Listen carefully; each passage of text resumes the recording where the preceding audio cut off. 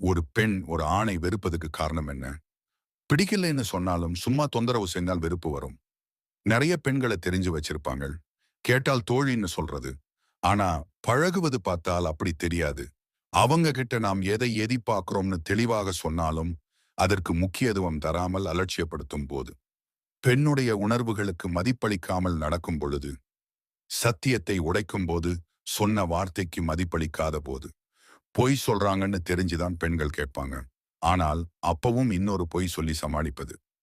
தனக்கான சரியான மரியாதை ஆணிடமிருந்து வராத போது, நம்மை மற்றவங்களிடம் கேலி பண்ணி பேசுறது.